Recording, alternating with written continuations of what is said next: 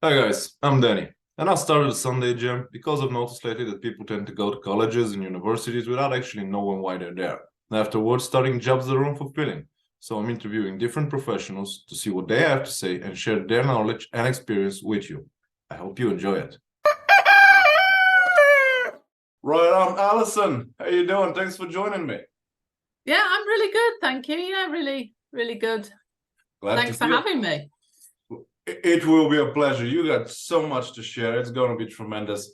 The program will be focused on three main questions. What do you do for a living? How did you get there? And how did you know this was the way to go? So tell us what you do for a living, Alison.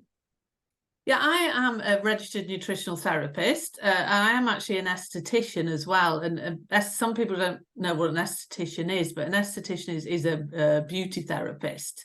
Nice. So, yeah, how did I get to where I am now today? Yeah, were you like walking on the street one day and you were like, let me be that kind of a therapist, or something else led to it? Because this is rather specific, not to mention, and you're the professional here. I'm just going to tell you what I know, but I was told from a few sources that you can actually get in a pretty good shape and lose a lot of weight or gain weight if you need, without actually that much of an exercise, but just proper diet. I'm not sure if this is true though.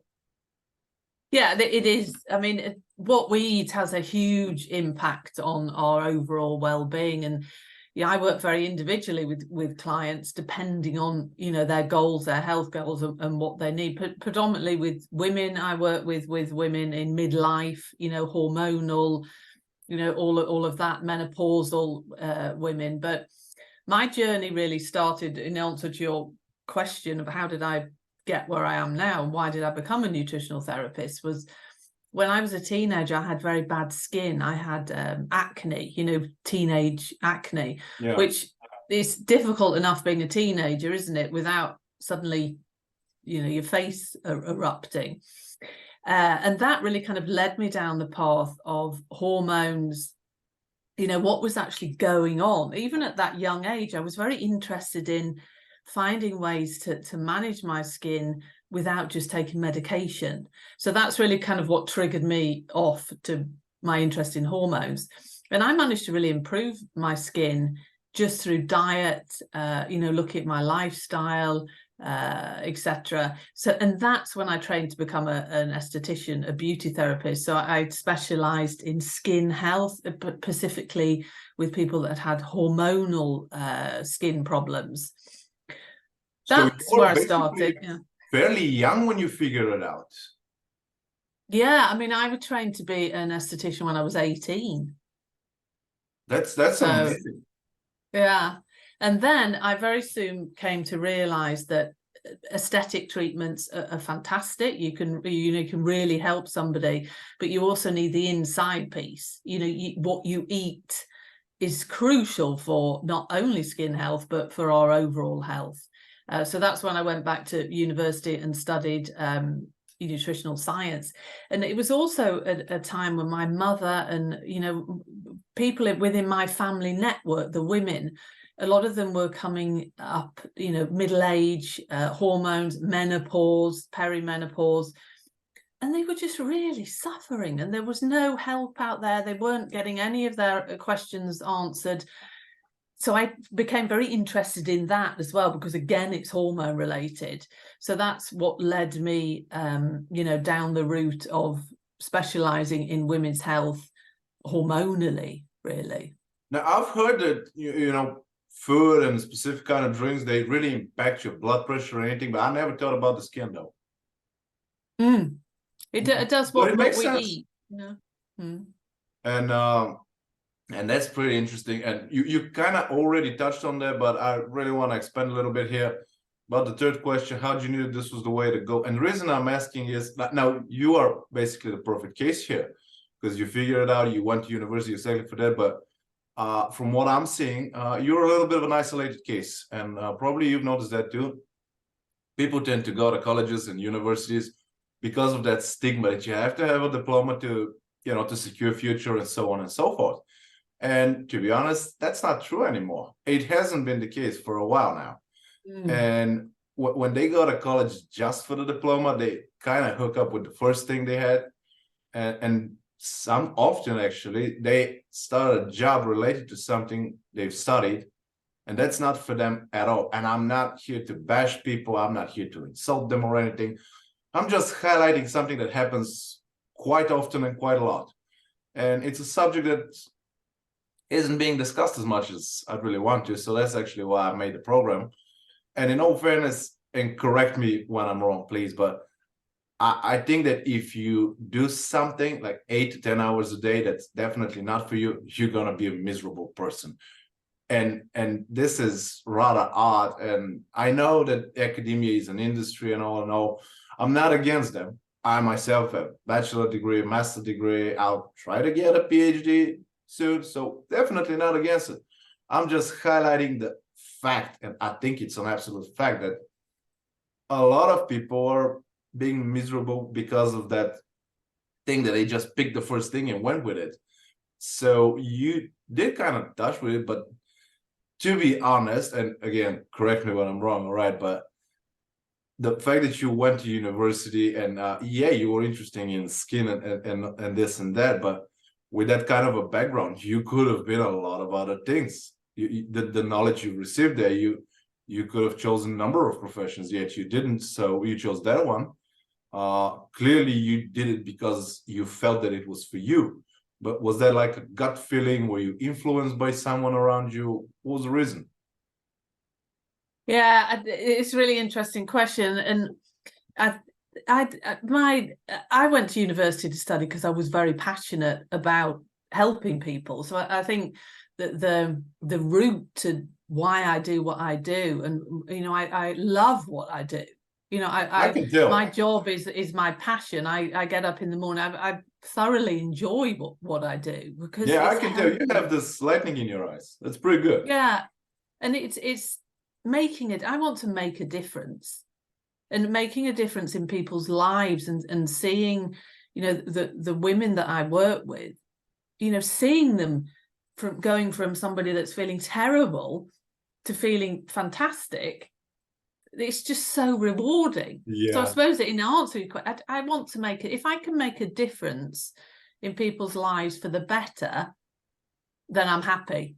And it's that knowledge and working with them on their daily habits and their lifestyle and really supporting them that helps them. And because everybody should feel good, shouldn't they? We don't have very long on this planet, and the time that we're here, we should really look after ourselves. So not exactly. Really, I did it. I have bank loans, so I'm not going anywhere for the next 35 years. They're gonna keep me here until I'm done with them. Exactly, till you've paid all your debt. Oh yeah. I'm not going anywhere. That's how powerful the bank institutions are. You know how it is. Yeah. But no, all jokes aside, I definitely agree with you. And what you're doing is not short but admirable. Because again, you could have done any numbers of things, and probably, or because I'm definitely not an expert in that field, but probably I assume some of them would have even paid better. But at some point, it's not about the money. It's all about what's right. Like that, like it's winter now, right? So when you put those old pair of gloves and they fit perfectly, that's exactly what I'm seeing in you, and it's not short but charming. Yeah, it's having. It feels like feel like you're making a difference in people's lives is a great feeling, and giving people the knowledge that they need so they can move forward and lead a happy, healthy life. That's what it's all about, really, giving them the tools that they need so they understand what they could do to feel better. But yeah, it's very rewarding, and I really love what I do. So I studied because that was my passion, and I wanted to help people and women get through this stage in their life. And I think a lot of it was stimulated by my experience when I was younger, but also by seeing the women around me really suffering and not getting the support and the help that they needed during, midlife time. So that's really what stimulated me to do it as well, to Yeah, help them and help everybody, all women that are suffering. It was a pretty nice, not to mention pretty useful combo. And for the last segment, because actually I was in a similar position. I knew exactly what I'm going to do when I was 16. I never really even hesitated. My high school profile is finance and accounting, bachelor, master, everything. I've been doing it for a long time now. So I know what you mean, but you do know that there are a lot of people that aren't like that. So if you can give an advice about professional orientation, how to figure yourself out, if you can give one advice, what would it be? One advice do you mean to people that maybe don't know what they want to do? Do you mean for advice to somebody that's maybe not quite sure about what they want to do with their life? Exactly. I know this probably sounds a bit, but you just have to follow your heart and do something that you are generally really interested in. Because as you were saying before, you know, it's all very well studying these things, but if it's not something that you want to do every day and don't get enjoyment out of doing, then maybe that's not really the right thing for you. But it's following your instincts. I think sometimes we're drawn towards certain things, aren't we? Certain areas. Just try, and also it's okay to try a few things, isn't it? It's not always necessary, you know, in the beginning when you start out and you study, you don't always find the right thing initially. So it's actually okay to say, you know what, that wasn't for me. I tried it, but I'm going to go and try something else. I think a lot of people feel once they've studied that, okay, I have to work with that. But you don't, do you? You can go back and study and follow your heart. That's what I would say. Couldn't agree more. You made an excellent point about the instincts, because you know, at least for me, all right, but at least for me, every time my instinct tells me to do something and I don't do it, I end up in trouble. I'm sure you've seen those guys, like, you know, a guy can be like very charming and smooth talking, and your gut, your instinct, you keep telling you this guy is full of it. But yeah. And we know we see this all the time. As long as you, and I'm not talking only about guys, all right, I don't want trouble in the comment section again. I'm just highlighting. But yet, trusting the instinct, those instincts are within us and been like that for more than a day now. All right, generations and generations in here and that. I think it's like a second nature, and it's very important not to ignore them. They're there for a reason, aren't they? We choose to ignore them now because we think that we know better. Yeah, the ego. But I mean, they were there, weren't they, for survival?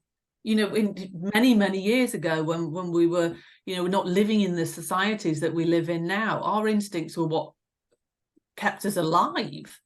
Yep, there was this. I forgot the name of. It was a talk show host, but I forgot his or her name. I don't remember. Then they told that story, like two cavemen were walking and they heard noise in the bush. And one said, "Hey, that's probably a tiger. Let's check it out." And the other one said, "Nah, let's not." And the one that says "let's not" is actually our ancestor. Yeah, exactly. It's that gut feeling, isn't it? You know, they say, "Oh, I had a gut feeling about that person," or whatever. You should certainly not ignore that, because, like you say, normally is correct. Couldn't agree more. And with that said, Alison, huge thanks for being with me. Please, if you have books, web pages, whatever, social media, please don't forget to send them to me, and I'll put them in the link to the description below. Okay, thank you. Right on. Have a good day. Guys, I hope this one was useful. Please follow the channel on YouTube, Rumble, Twitter, Gap, LinkedIn, and Facebook. Ring the bell and all the good stuff. Have a nice week ahead, and I'll see you next Sunday.